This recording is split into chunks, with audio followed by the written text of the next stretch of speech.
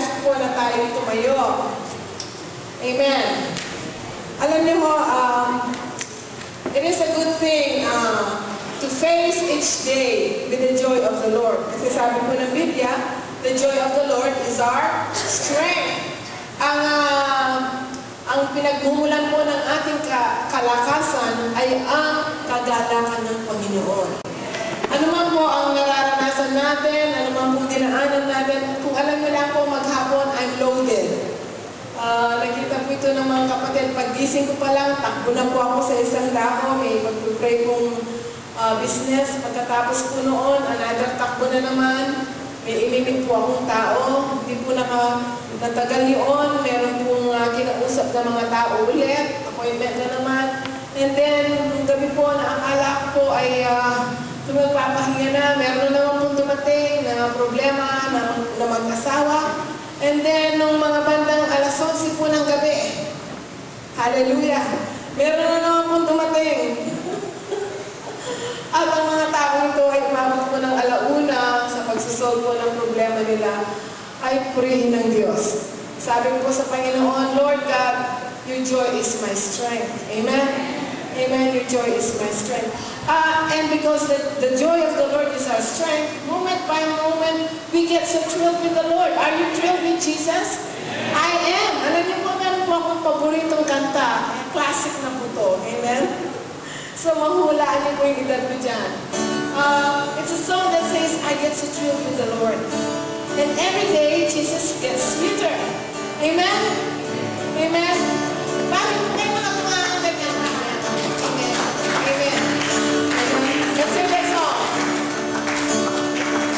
I get so thrilled with Jesus every moment of the day. I get so thrilled with Jesus. He's the truth, the life, the way. I get so thrilled with Jesus. He satisfies my longing soul. I get so thrilled with Jesus. He's the one who makes me whole. Thrilled with Jesus every moment of the day. Thrilled with Jesus, he's the truth, the life, the way. I get so thrilled with Jesus, he satisfies my longing soul. With Jesus, he's the one who makes me whole. Again, are you thrilled? I get so thrilled with Jesus every moment of the day. I get so thrilled with Jesus, he's the truth, the life, the way. I get so thrilled with why? He satisfies my longing soul. I get so thrilled with Jesus, he's the one who makes me whole. Is Jesus sweet? He gets sweeter and sweeter. Amen. Every day with Jesus is sweeter than the day before. Every day with Jesus, I love him more and more. Saves and makes me, and he's the one waiting for. Every day with Jesus is sweeter than the day before. Let's do it again. Every day we declare it is sweeter than the day before. Every day with Jesus, I love him more and more. Jesus saves and gives me, and he's the one waiting for. Every day with Jesus is sweeter than the day before. Let's do it again. Amen. Do you love the Lord? You know what? Napakasarap na patuloy na umibig at patuloy na umibig, magmahal sa Panginoon. Ano man po ang dinadaanan niyo sa maghapon, parang ito'y dadaan lamang na parang agos na dumaan at tapos wala na. Hindi mo man mahahalata, ang makikita mo lang kung gaano ka in love kay Lord. Di po ba? Sige po, makakapula tayo, baka mga kayo dyan. Okay. Naalala ko po ang yung mga kabataang na nag-first love, no? Wala silang pansin. Hindi nila iniintindihan kung anong haharapin nila. All they care about is that they're so much in love with each other. Ganun din po dapat tayo sa Panginoong Jesucristo. Lalo na po sa panahon natin ngayon na tayo po ay badbad ng napakaraming tukso, napakaraming mga pagsubok, napakaraming mga bagay na pwede makaagaw sa pansin natin sa Panginoon, sa focus natin sa Panginoon. Everyday po, ako'y dumadalangin kay Lord. Kagabi po, pagod na pagod ako. Tapos, natulog pa dyan ang aking mga apo. Ay, purihin ng Diyos. Yung concentration ko sa pag-aaral, Lord God, sabi ko, I choose you above this. Napakagulo ng mga apo ko. Buhos dito, buhos daan. Tumisan po, alam niyo, kung natutulog sila dyan, 3 palit sa kobreng ama namin. May magbubuhos ng dodo dyan. Sabi ko, I choose you above this, Lord God. Amen. I choose to rejoice in the Lord. Rejoice in the Lord always. And again, I say rejoice. Pinili ko po na talagang I choose the Lord. Sabi ko, Panginoon, at the moment na nais ko nang mabwisit sa sitwasyon ko, sabi ko, remind me para hindi ko magawang mabwisit, sabi ko. And I will still choose to rejoice. Nung puminsang araw, ako pumasok sa isang kwarto, no? Nandun pong mga Christian. Kararating ko lang, tapos nadama ko po, may kabigatan sa loob. Di ko man alam kung anong nangyari. I just came in that room. I sensed that. And then I started sharing. Nag-share po ako sa mga tao nito. Hindi ko alam, bigla na lang ako nag-share. And I didn't realize, yung sinishare ko pala, yun ang nangyari sa kanila. And I told them, I choose the Lord. I choose the Lord. Above sa sitwasyon na naranasan ko, ano man ito. And then you know what? When they left that room, they were filled with God. They were filled with the Lord. So you know, in these last days, God is calling up His people. Kanina, inaawit natin yung about the army. Ano na nga yung chorus? Raise up. There's an army. There's an army rising up. We are in the last days. And God is raising up His army. Do you believe that? Alam niyo po, ang training po ng isang soldier ay matindi. Marami pong dadaanan niya ng training, talagang pipigain ka sa training. Susubukin nila kung hanggang saan ang iyong pasensya. Susubukan nila kung hanggang saan ang iyong pagsasubmit sa authority. Hello? Susubukan din nila kung hanggang saan ang iyong loyalty. That is what the soldier is facing up each day when he is being trained in the army. Ganito po ang ginagawa nila. Masusubok sila in all points. Masusubok din sila. Gaano man sila sigawan, gaano man ang gawin sa kanila, hindi sila sasagot. Hello? Ano man ang marinig nila, hindi sila sasagot. Hindi sila gaganti. They will just what? Submit and be loyal. And in these last days, God will raise up an army. An army that has been trained, that has been dealt with by God, that has passed and succeeded in all these kinds of training, in loyalty, in submission, in patience, in endurance. Ito po ang panawagan ng Diyos in the last days. And God will release a cry. Sa Isaiah 40 po, sinasabi doon, I will read that verse.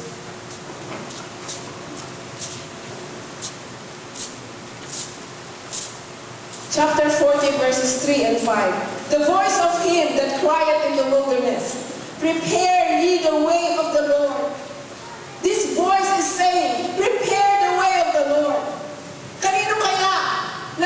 kausap ang tinig na to. Sa aming i-release ng Panginoon in the last days. And God is talking to us today because we are part of the last days generation. We are part of the last days saints. And God is calling us to prepare the way. To prepare the way of the Lord. Make straight in the desert a highway for our God.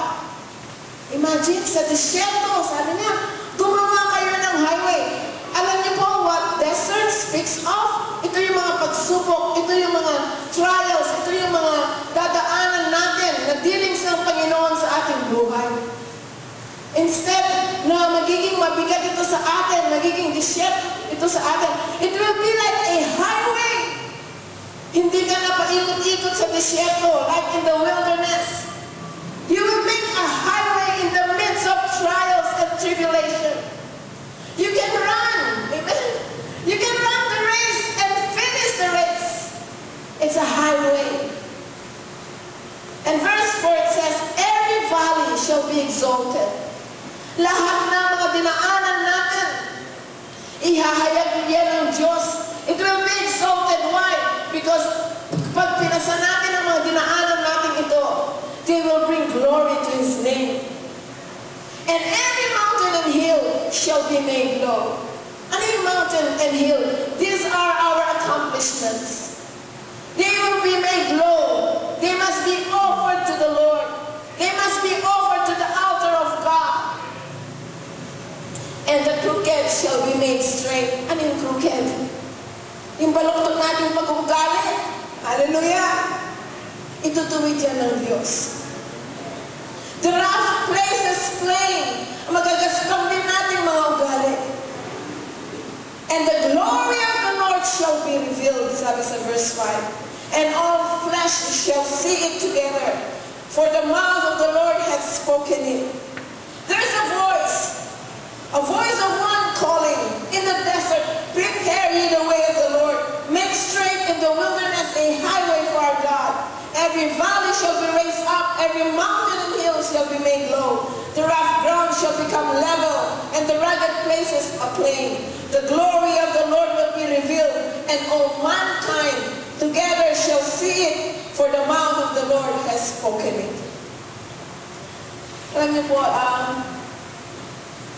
I want you to be excited because we are living in the last days.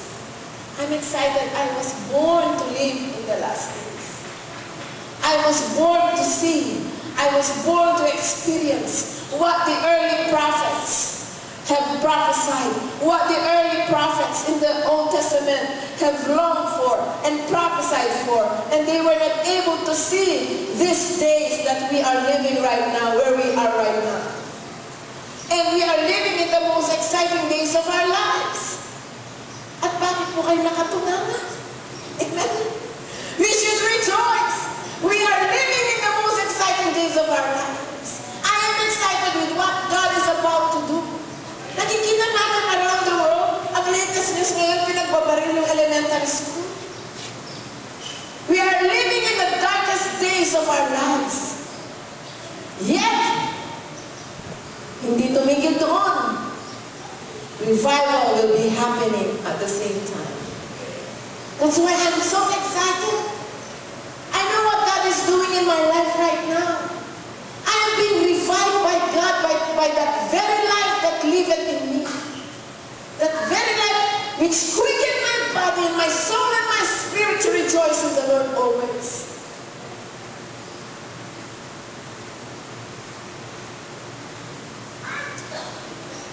Nakakalungkot po, maraming Kristiyano, they do not know about this. Nakatingin sila sa sitwasyon nila. Alam mo, pastora, habang nabubuhay ang taong niya na magdadala sa akin sa impyerno. Kasi nakatingin ka sa tao. Alam niyo po, kung meron taong nakakabwisit sa buhay ko, alam niyo po kung anong gagawin ko? Sasabihin kay Lord, Lord God, salamat sa tao ito, nakakahappy siya. Kaya alam po nila sa church, pag sinabi ko, happy ako sa iyo. Alam po nila rin, bisit na bisit ako sa iyo. Nakakahappy siya, sabi ko kay Lord. Because dahil sa tao nito, this person is drawing me towards the Lord. Instead of focusing on that person, I choose God. Hallelujah! I choose God. Sabi ko nga, last week ko ba mention yung SSS? Di po ba? Karamihan ang nakakapos ng SSS sa atin. Ano na kasing SSS? Sosoning. Na? Ano yan? Sosoning. Susumpong, ano? Ay, kaya kwa. Parang po lang. Sosoning ang po. Sosoling ang po. Sosoning.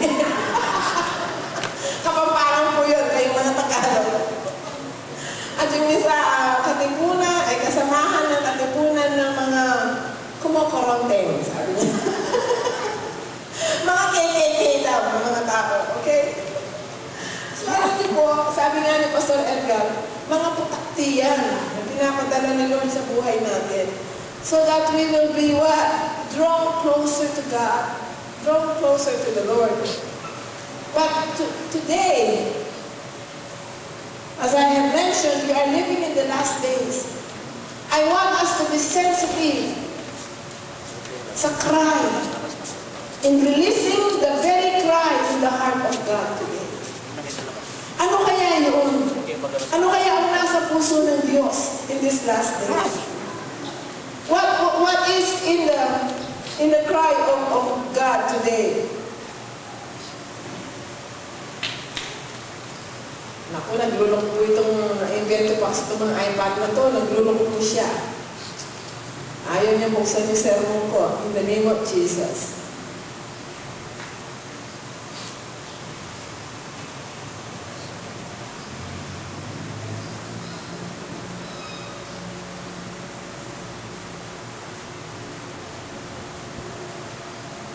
Okay, praise God. Sabi nga, sinagot po ni Lord. Okay. Okay. Alam niyo po, it is pretty safe to say that we, as a church, as the body of Christ, want very much to see God's glory cover the earth to the extent that all mankind together will see it. Losing yourself in that desire is quite possibly one of the most exciting adventures in Christianity. One time po, sa tinitirahan po namin sa Chicago, meron po silang pinahiram na bahay sa amin, na 2 bedrooms lamang, pero ang cute-cute po ng bahay, dahil ang likod po namin ay lake. So, sa sala po namin, kadugtong po yung komedor, meron pong,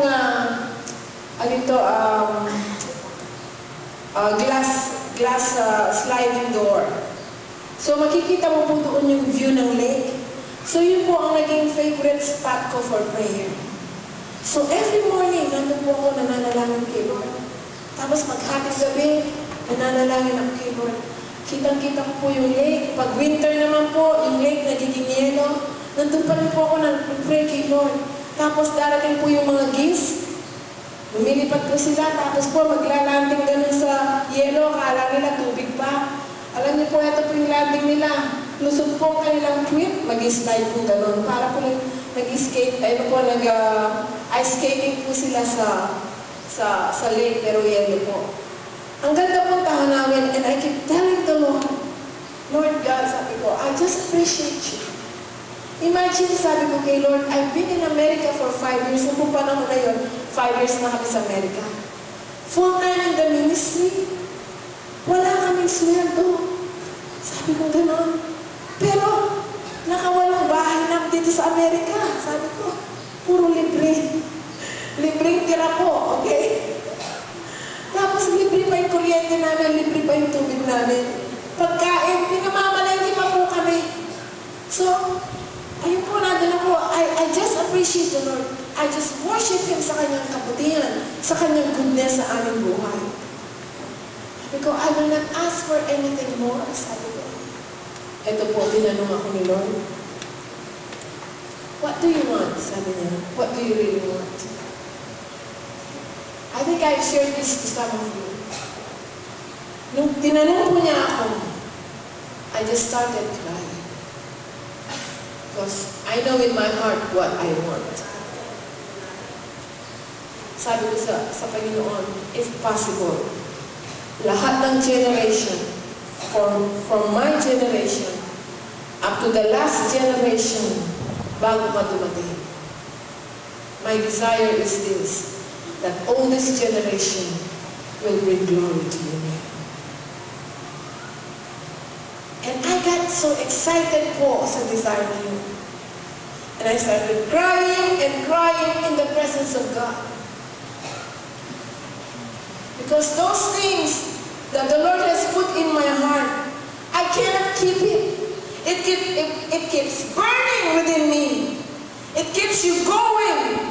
There is a force within you that pushes you to do it. Even when you are in the midst of impossibilities, you just don't care. Kasi yung desire na yun ay umaapoy, nagliliyab sa'yo, yun ang nagtutulak sa'yo. You are so focused on that desire. It consumes you. It controls you. Every aspect of your life, ito ang hinaharap mo. Bawat segundo, bawat momento ng iyong buhay. It burns up. It burns up. It burns up within you. Napakalakas ng pwersa nito.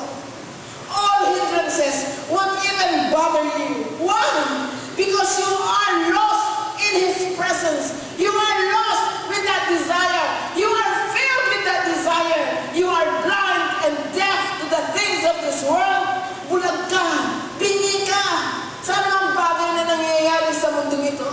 Ano mang takot ang hirap sa'yo, you are not afraid. You are so confident in God. You are so satisfied in the Lord. It burns within you.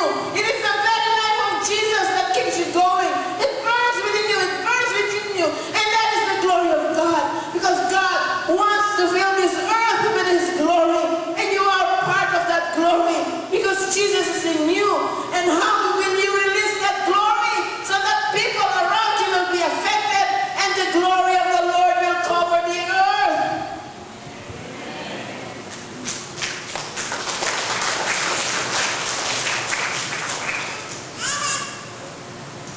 Even when God shows up, even on a personal way or a private level, it is one of the most exciting and awe-inspiring events in your life. And this brings change. Remember when Moses saw the glory of God? Anong nangyari kay Moses? Nagbago siya. May pagbabagong gagawin ng Panginoon. Mag-change ang pananaw natin sa anumang bagay sa buhay natin. Magbabago ang lahat ng ito. Sa umaga pong ito, I want this church, in Jesus' name, to burn with that kind of passion. Ito po ang panalangin ko. Ito po ang dalangin ko. Makanaan ko po may sadsad. Paano po akong, ano yung sadsad kaya Tagalog? Ha? Okay, paano ako makakaraos, okay? Sa napakaraming pagsakang ng mga tao dyan everyday, puno ng problema. What keeps me going? It's His very life. It is the life of Jesus. At tuwang-tuwa po ako because the love of the Lord within me keeps growing and growing and growing. I just can't help it. Pasensya na po kayo. I just can't help it. I keep falling in love with Him over and over and over and over and over and over again. And it is my prayer nang ang pag-ibig na to ay umapaw sa puso natin over and over and over again. Sometimes you cannot understand yourself anymore. Sarili ko nga, hindi ko na maunawaan. Well, how come it keeps going and going? I just can't help it, sabi ko. I just love you. Ano magawa ko? Kahapon po yung problema, Diyos ko. Mapupunta pa ata kami sa barangay nito. Sabi ko, hating gabi ng Panginoong Diyos. Sabi ko, help me. Nag-aaral barangay barangay captain mama, tinulungan po kami sa problema. At ang mga umasikaso po nito ay nakauwi na ng alauna ng madaling araw. Pinadala pa silang mga bodyguard ng aming barangay captain dyan sa may Balbaco. But still, sabi ko, Lord God, ang daming tumaghapon ito dahil alam ng Diablo magpipris ako sa umaga. Pero still, sabi ko, I choose you about this. Hallelujah! Hallelujah! Alam niyo po, hindi man mahirap eh.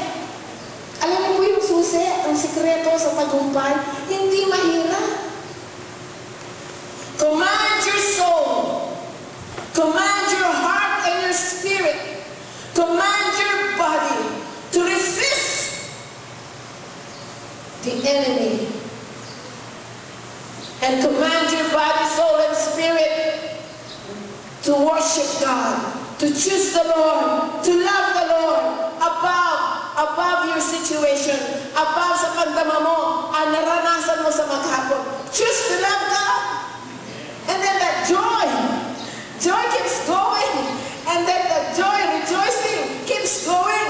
And then God will give you strength. Will give you strength like a mighty man of war. Hallelujah. You are like a mighty man of war. Parang walang nangyari kahapon.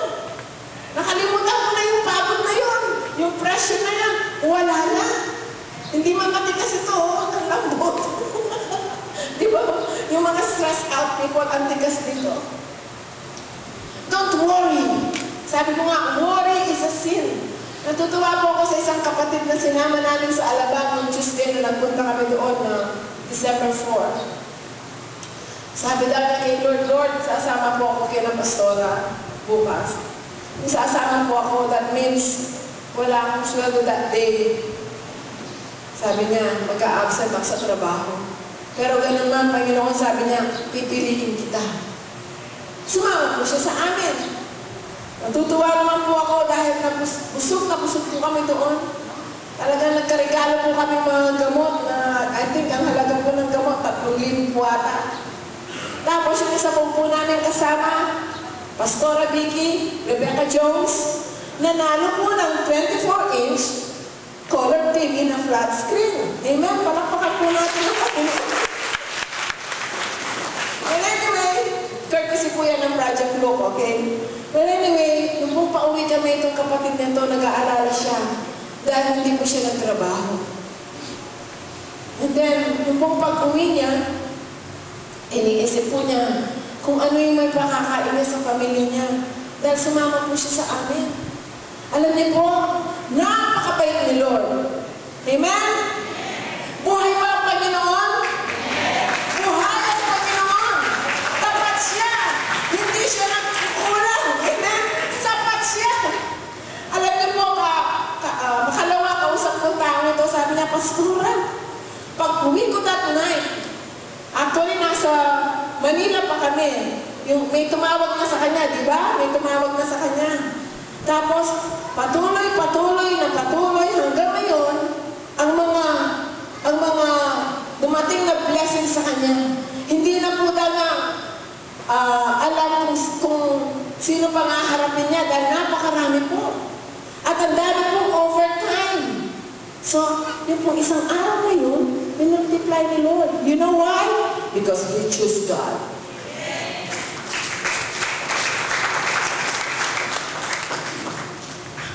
Mind you, no one can stop you if you are filled with the Spirit of God. Why? Because you are fearless. But in your heart is filled with the Lord, with His presence. And also what? With the fear of God. You do not fear anybody or anything but God. Why? Because you are filled with His glory. You just can't keep it. You are filled with the Spirit of God. May spring ang paa mo. Every time maglakad ka, may spring ang paa mo. Hindi yung mabigat. Good morning, Pastora. Good morning. Kumusta na po kayo katulad ng kahapon? when you're filled with God, wala pa silang sinasabi, "Hi, good morning, kumusta na?" Because the joy of the Lord, it just shows you cannot keep it. The love of God, the very life, buhay ka, hindi ka zombie. Alam niyo po yung zombie? Buhay na patay, patay na buhay. You are filled with the Lord. You just can't help it.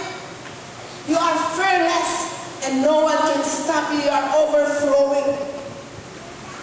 We are called to prepare the earth to be covered by the glory of the Lord by making straight in the wilderness a highway for our God. Ano yung highway na yun? Ano yung highway na yun? What is the wilderness? Ano po yung wilderness? Yung pakikitungo ng Diyos sa atin.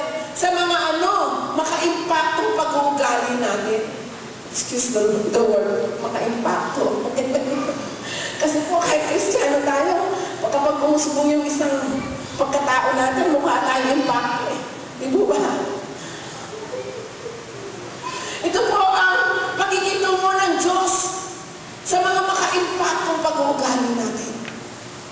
At tayo ay makakapagtagumpay lamang sa pamagitan ng ating Panginoong Jesucristo. Hindi sa pamagitan ng ating sariling kakayahan, kundi sa pamagitan ng ating Panginoong Jesucristo na nabubuhay dyan sa ating puso. Alam niyo po ba, kung ito'y ating ginawa, wala nang problema dito sa mundo. Wala nang alitan, wala nang away, wala nang ganito, wala nang ganyan. Wala nang pride, wala nang pagiging maramat, wala na rin pagiging mayabang. Nagtutulungan ng bawat isa, nagpapatawaran, nagmamahalan. We will prepare a highway na magdudulot ng pagbabago sa atin. What is this highway? It is the highway of righteousness, katuwiran. Ito yung katuwiran ng Diyos. At ang katuwiran ay makukuha natin sa pamagitan ng pagbabago, sa pamagitan ng panalangin, pagsamba, ano pa? Pagbasa ng Biblia, ano pa? Pagkakaroon ng kaugnayan na malapit sa puso ng Diyos. We have to call out. This highway is accomplished. It is a highway of righteousness by calling out. Call upon the name of the Lord and you will be saved. Call upon the name of Jesus. Kung hindi niyo na kaya, call upon His name. Jesus, I need you. Help me to choose you above this problem. Help me to choose you above this situation. Help me to see you. And as I see you, help me to see myself. Kung saan ako nagkulang, kung saan ako nagkamali. Help me to rise up and learn from my mistake. And in learning, help me not to turn back again sa mga mistake na yun. Help me to worship you and sing you. Help me to rejoice. Ay mo ba yun nandiyan? It is a highway of righteousness. Alam niyo po, yung isang book na ini-edit ko ngayon na tinatapos ko po na ginagawa ko, it's about kingdom principles. Isa po sa principle doon is stern obedience, fiery holiness, and iron righteousness. Imagine stern obedience. Ano po yung stern? Mahigpit na pagsunod. Fiery holiness, nagliliyab ng kabanalan. And iron righteousness, bakal na katuwiran, hindi pwedeng baliin ito, bakal siya. You have made up your decision.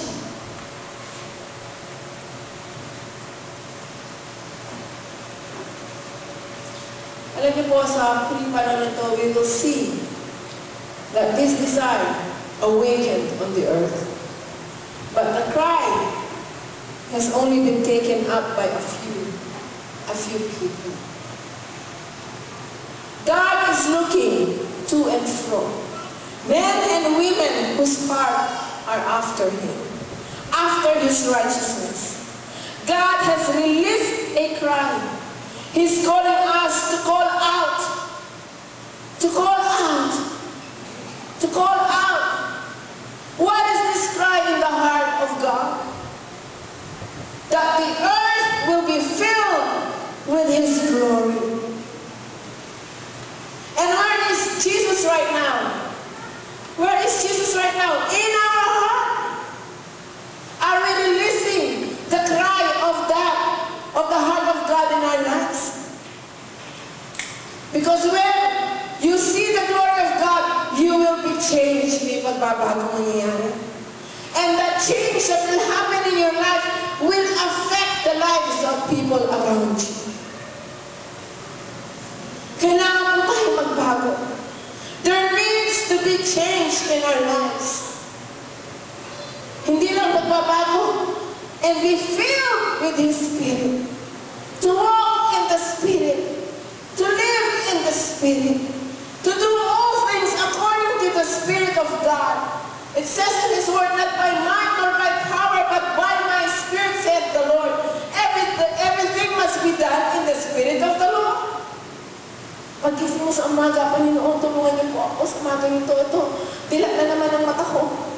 Tulungan niyo po ako sa inyo makakasalimuha ko ngayong maghapon na ito, Panginoon. Help me to see you through them.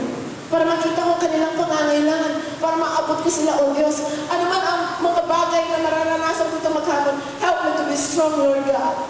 Help me to rejoice. Huwag niyo po akong hayaan na manglupay-pay, manglina. Makita ko inyong kalooban, makita ko inyong layunin kung bakit mo pinahintulog ang mga bagay nito. At sa panahon na malapit na ako matukso, panahon na malapit na ako manlupay-pay, sa panahon na malapit na ako umatras, O Diyos, pakita mo ito sa akin para hindi ako malugmok, para hindi ako mahulog, para hindi ako, Panginoon, yakapin ng temptasyon. But I will see you, and I will resist that temptation, and I will choose you, Lord God. This is walking in the Spirit.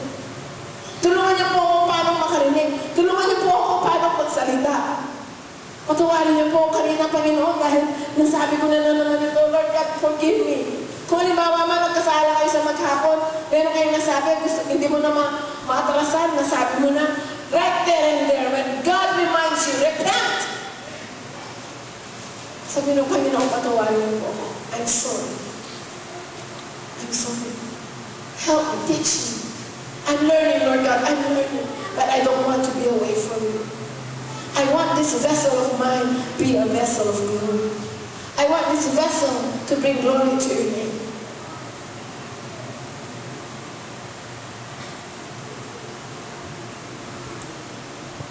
Ano oras na?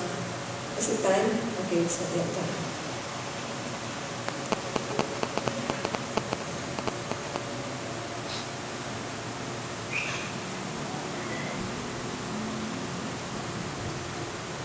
Sa umaga po ito, I don't know ano po, iba ang sa panahon natin ito, ang pinapahayag ng Panginoon. I think dahil nagmamadali na po ang Diyos sa atin. Nalangin ko po sa Panginoon na if you will learn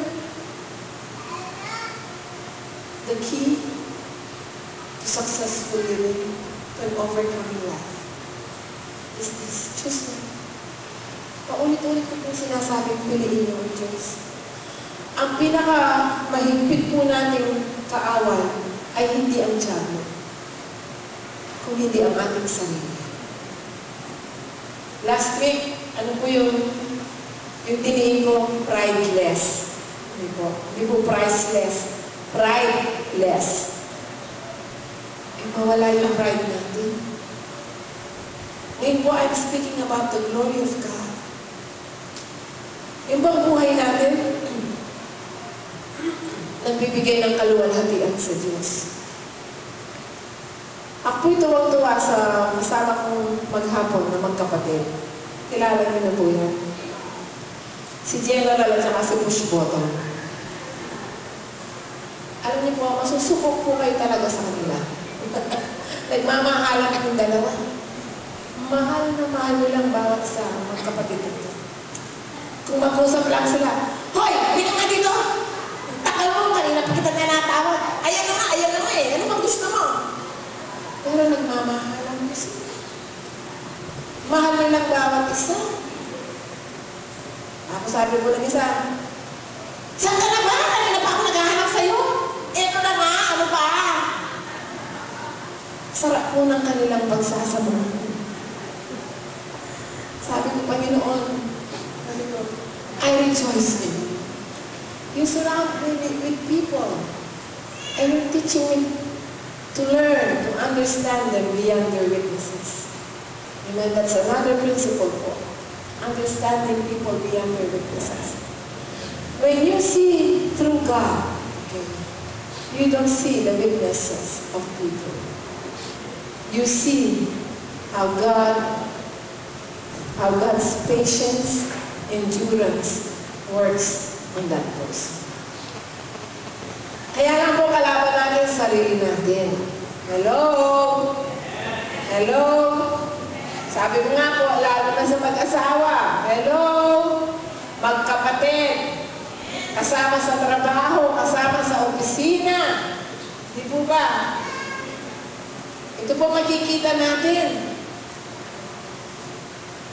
But we need Galatians 2:20. Kaya sabi ko nga po, kapag kami mag-asawa ay namatay, isa lang po ay iukit nila sa sa lapida, Galatians 2:20. Galatians 2:20. Alam niyo po ba yun? Sige nga, alam niyo ba yung Galatians 2:20?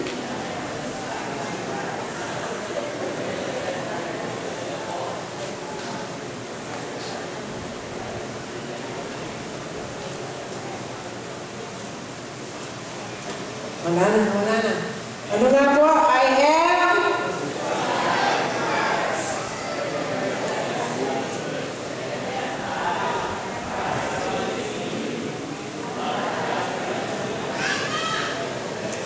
very good. Saludo ako. Dalawa.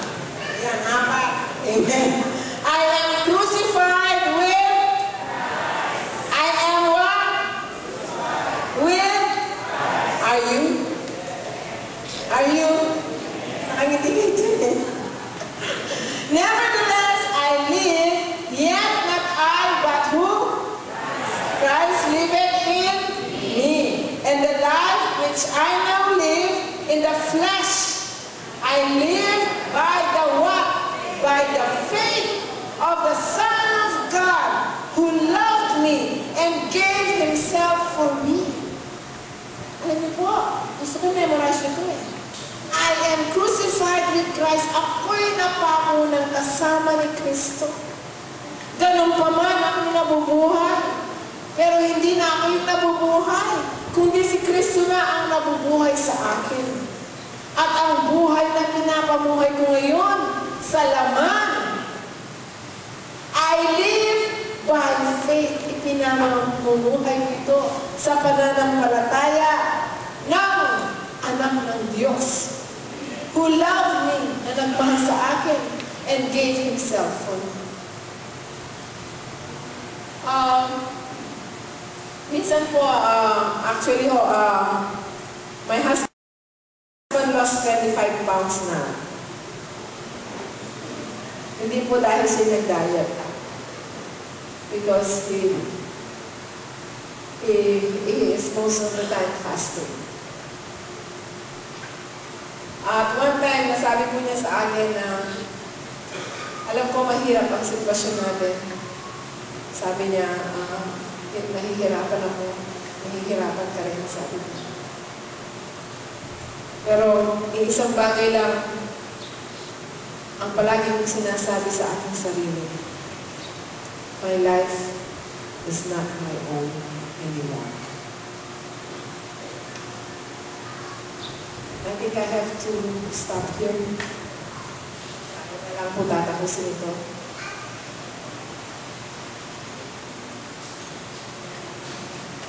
When you learn to choose God,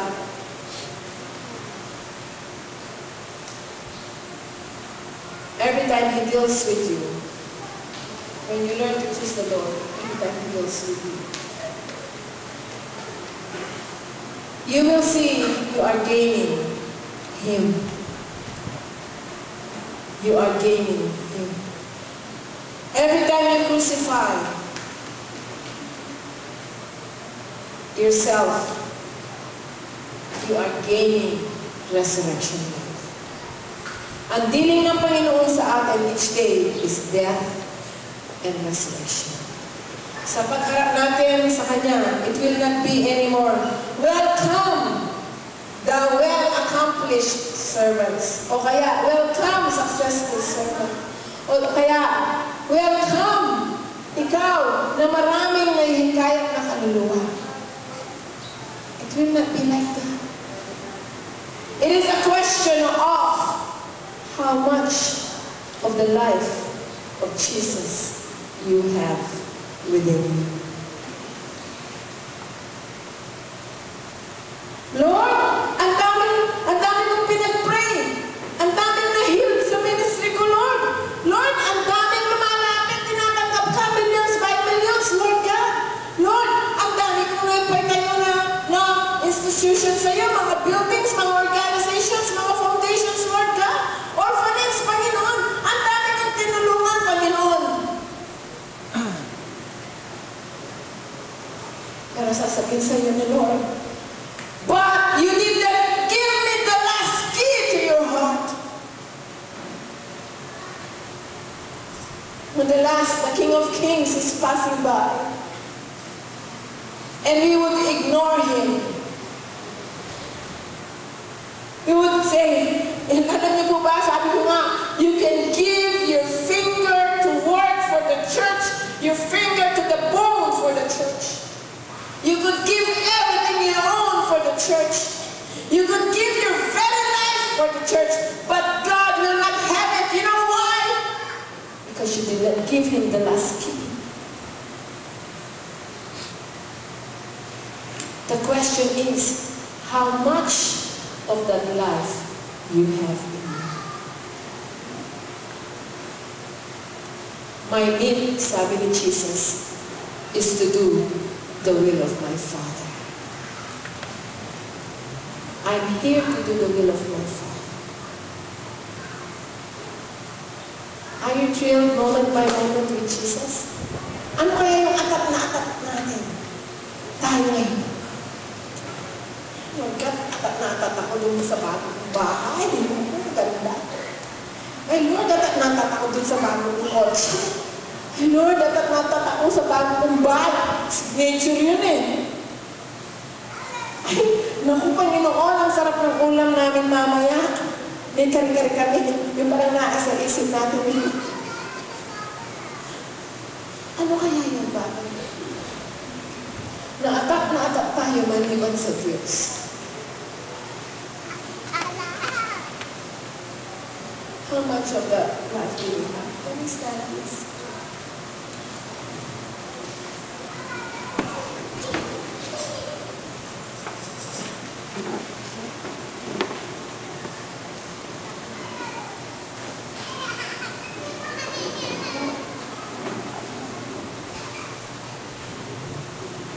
Nung sinabi ko yun sa akin ni Pastor, my life is not my own.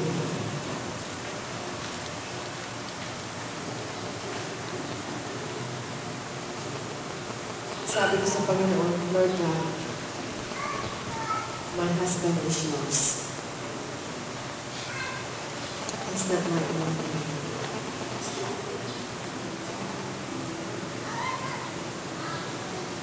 And then I prayed and I told the Lord,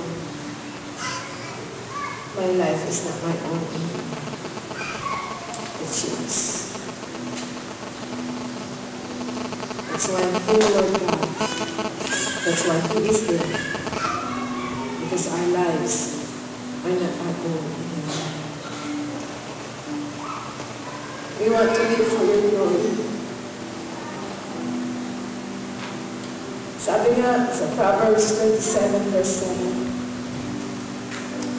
to the hungry soul, every bitter thing becomes sweet. That is another principle. When you are so hungry for God, ano bang mapait na karanasan ang iparanas niya sa iyo? They are so sweet. Because it satisfies you. It satisfies your soul. Mapait na matamis. Ganyan po ang Panginoon. Are you willing, sabi niya, to drink of that cup? Alam niyo po kung ano yung cup na yun? The bitter cup. Mapait. Pero masarap po siya. And He is here with us today. Siya sa ating kalagitnaan sa mga ito. Masarap ang Panginoon. Oh, taste and see that the Lord is good. Hindi ko po alam kung anong sitwasyon nyo. Kung minsan nga, tampong soswa, sabi nga. Sa pamilya, may mga kanya-kanya mga tampo, magkakaibigan, magkakamag-anak. Pero alam niyo po kung titignan niyo, napakaliit na bagay. Tapos hindi natin kayang pagtagumpayan. Ang dami pong nakasalalay na mga kaluluwa na tumitingin sa ating buhay. Yan pong sinabi niya sa akin, maraming at stake, sabi niya, ng mga tao na nakatingin sa atin.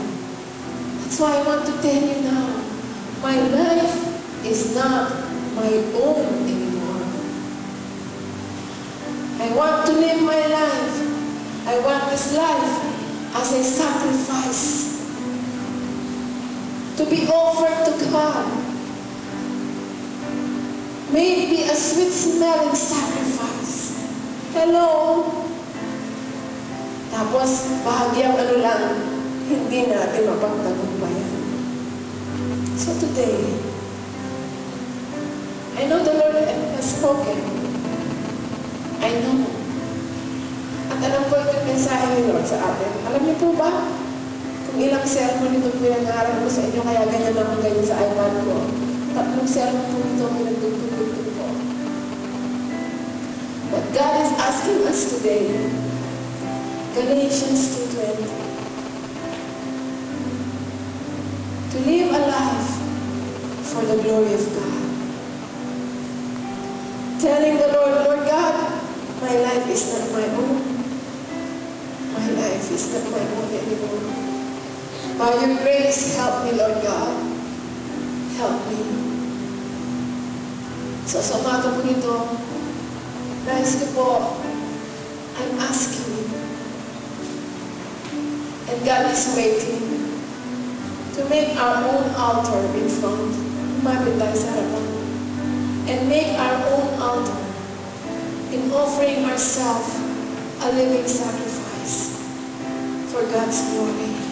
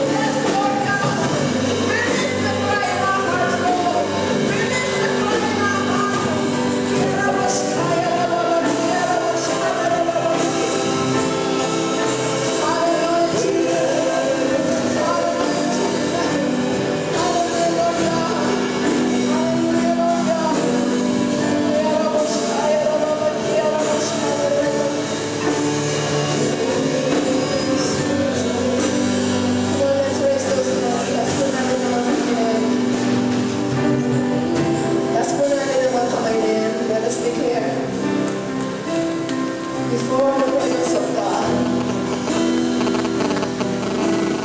Sa umaga po nito, Panginoong Diyos, kami po'y nakatayo sa inyong presensya at sa inyong harapan. Alam niyo po ang aming pagpupunyagi. Alam niyo rin po, Panginoon, ang aming mga struggles.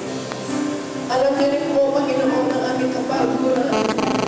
Alam niyo rin po, Panginoon, ang mga bata na dumadaan sa amin sa maghapon. Panginoon Diyos, pagod na po ako. Say to the Lord, pagod na po ako. Sa araw na ito, inaawag ko kamay ko sa iyo, O Diyos. Inaawag kita. And I will call upon the name of Jesus. Ikaw lang nakakaunawa sa akin. Ikaw lang nakakaalam ng lahat ng ito. Ngunit sa umagang ito, O Diyos, pinagkakaloob ko po ang lahat ng ito sa iyong paanan. Ang buhay ko, ang lahat patungkol sa akin, O Diyos. Ang mga tao, Panginoon, nakatutong sa akin. Lahat ng ito, O Diyos, ay pinapagkaloob ko sa iyong paanan. Lord God, they are yours, Jesus. They are yours, Jesus. They are yours, Jesus. And above this, Lord God, I choose you. I choose you. My life is not my own anymore. It belongs to you, Lord God. I belong to you, Jesus. I belong to you, Lord God. And use this life, Lord. Use my very life, Lord God. Oh God, use my very life, Lord God, to express the glory of the Lord. In the name of Jesus, that your glory, oh God, will shine forth, oh God, through my life. In Jesus' name, in Jesus' name, help me to walk with the spirit of rejoicing. Help me to live in the spirit. Help me to live in your presence, of God. Help me to rejoice in the Lord always, and I say rejoice, O Lord. Help me, Lord God, to love you above everything else in this world. Help me to overflow with love for you, Lord God. Today, I will declare that I love you above everything else in this world. Say it, I love you, Jesus. Say it, I love you above everything else in this world, Lord God. Hallelujah, Lord God. Hallelujah. Hallelujah. Come on, shout hallelujah. Come on, praise the Lord. Praise the Lord. Shout hallelujah. Shout praise. Shout victory. Shout rejoicing.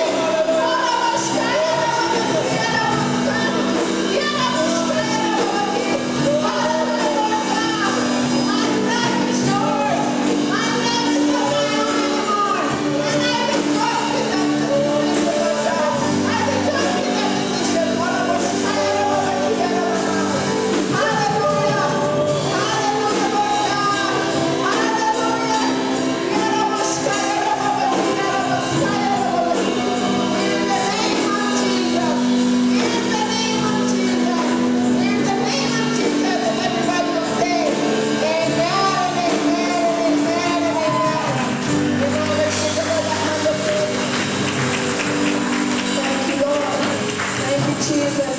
Are you blessed? Are you blessed?